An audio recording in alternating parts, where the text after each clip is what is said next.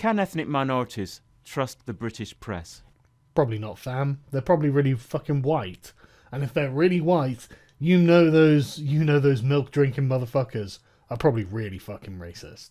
Imagine if every news story you ever read, or watched, or listened to was brought to you by a black reporter. That for politics, the economy, immigration, and global relations, we heard only black people's news. So what you're saying is imagine living in Africa. Because I mean, if you go to Nigeria, I imagine that most of their news reporters are probably black.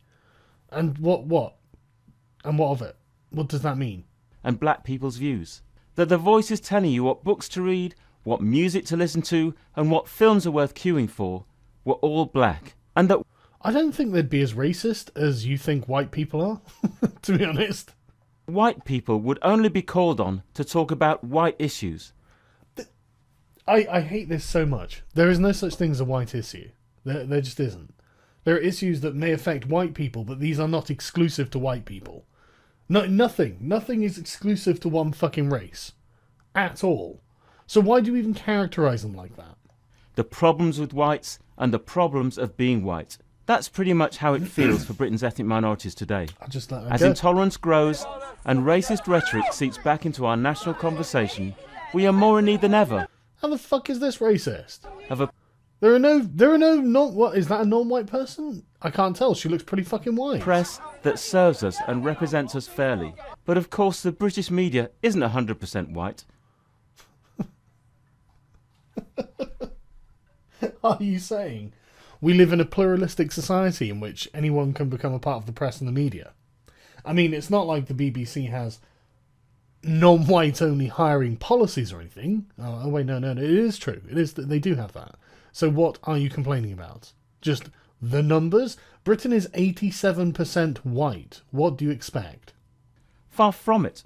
It's a mere 94% white. And it's not like there are no black journalists. In fact, there are 0.2% black journalists. Oh, well, I mean, this must be structural oppression, really, mustn't it?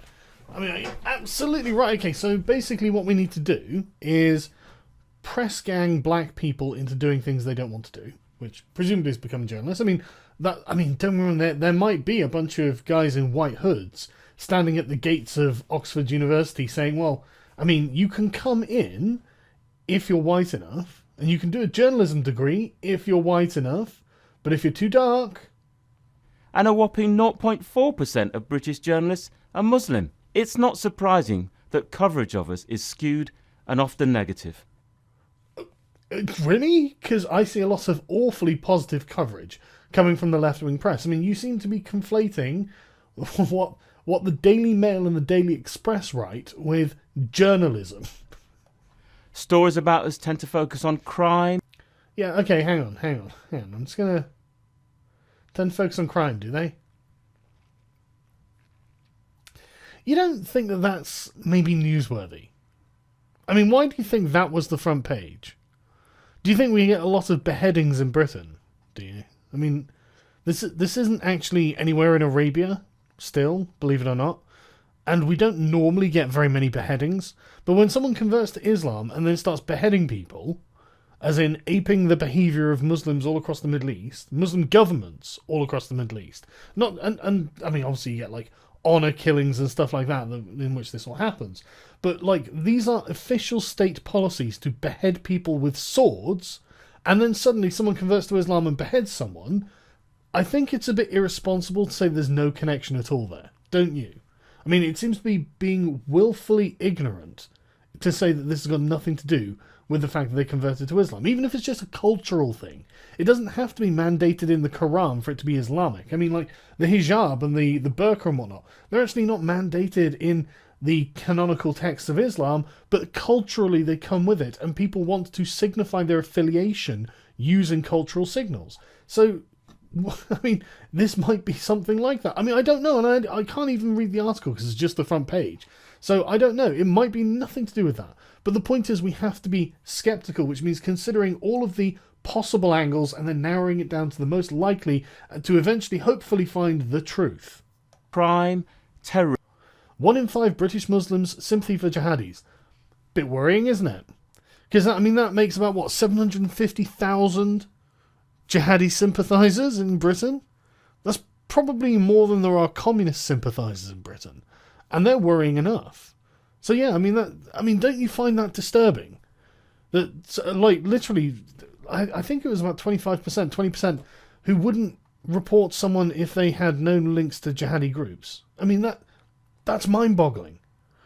You're literally talking about terrorists and terrorist sympathisers, and they just wouldn't bother going to the police. Well, you know, look, I mean, they're just going to blow up the kafir. It's not a big deal. Terrorism and perceived cultural problems. All right, let's go back through these. I don't need to quickly skip through them. Black men to blame for most violent city crime, but they're also the victims. I'm sorry about those hate facts. That's a horrible fact. If black men are in Britain, they're 3%. I think blacks are 3% of the population, 14% of represented in criminal statistics. But again, I mean, they're also the majority of the victims of black-on-black crime. I'm just saying, I don't know. You tell me. Is that hateful? Is that wrong? Perceived cultural. Collapse of black families causes crime. There's another hate fact for you, isn't there? I mean, I've only been saying that on my main channel and here and everywhere else for ages now, because it really does seem to be the root cause of all this thing. The lack of black fatherhood in the family seems to have an adverse effect on young black men. It just, you know, and I don't even think it's a black thing, obviously. I think that a lack of fatherly, like, family leadership on behalf of adult men towards their young sons causes them to become delinquents, or at least vastly increases the chances of them becoming delinquents. And I honestly, I can't necessarily prove this, but I definitely think there is probably some kind of causal relationship. And I think if anything were to be investigated, that would be the first fucking thing. And I'm going to have to look up this Times article because it looks really interesting. And it looks like they might have some actual information. And I trust the Times as a source. So, yeah, that's actually a good find. Thanks for that. Problems. This bias becomes self-perpetuating. Bias. This bias. Bias. This is not bias, you fucks. This is what they actually think and what they actually do. We're looking at data here, you twat. Bias. Bias becomes self-perpetuating. We're seen by the police and the justice system as having inherent criminal tendencies. Actually, it's more that you're more likely to be criminals. I know it sounds terrible, doesn't it? But that's what the data shows. Again, what do you want me to do? I can't... maybe we should just fudge the figures. I mean, I don't know anything about climate science or climate change, but I'll tell you what I wasn't very optimistic about. ClimateGate.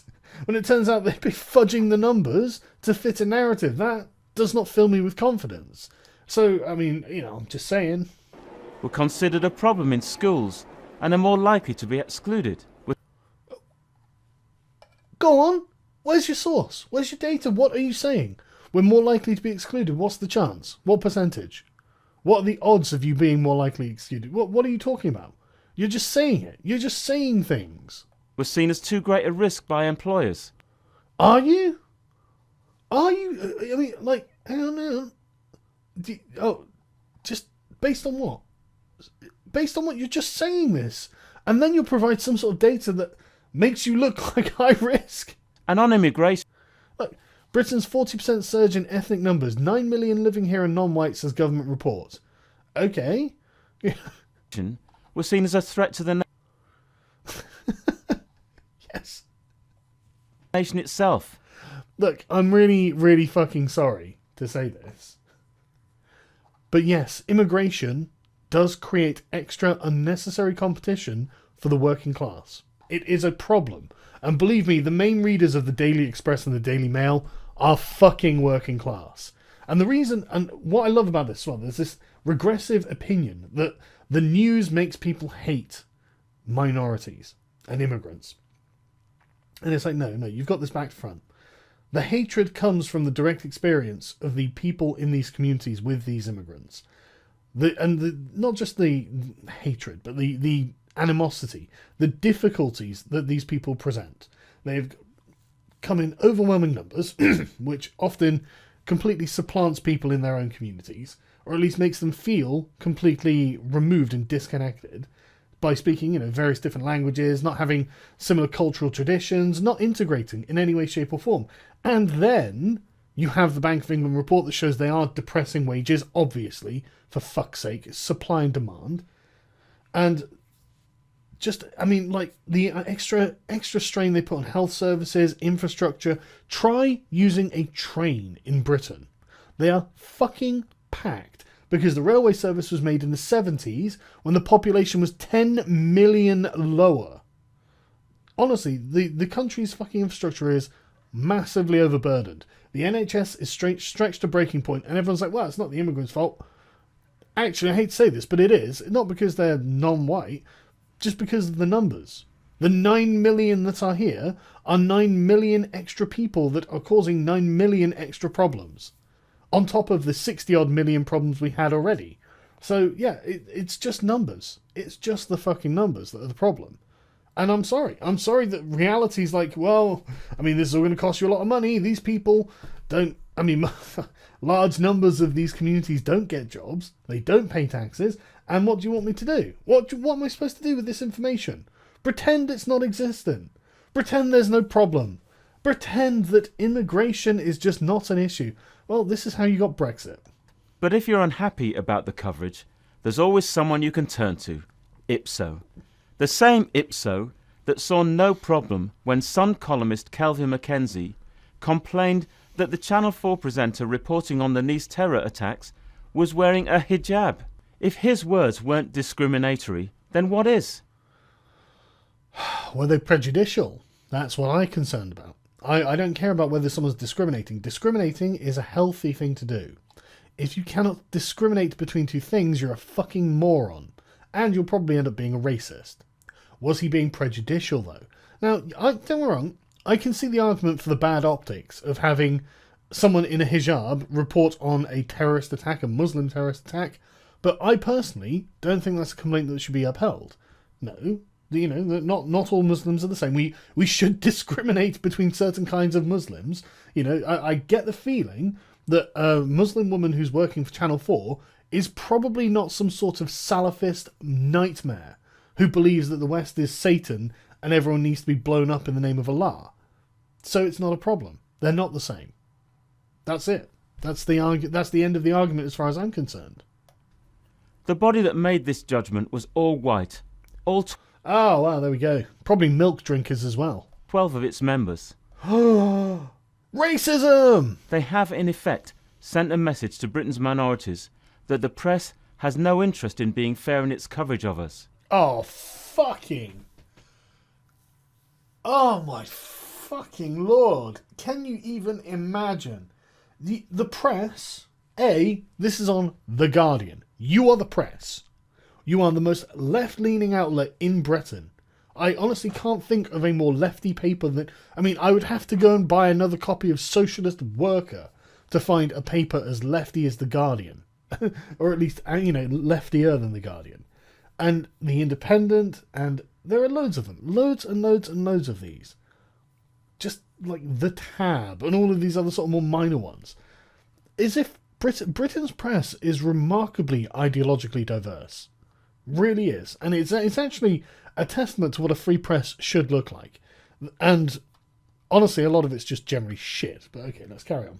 The press should be representing us, not stoking the flames of hatred. The only way they can do that is if ethnic minority people decide to become journalists. That's the only way. Because then you guys will end up getting journalism jobs because you're not allowed to discriminate on race. And that's how it will become more diverse. We're not having fucking quotas. I swear to God, I fucking hate quotas. And to do that, it needs more racial diversity at all levels.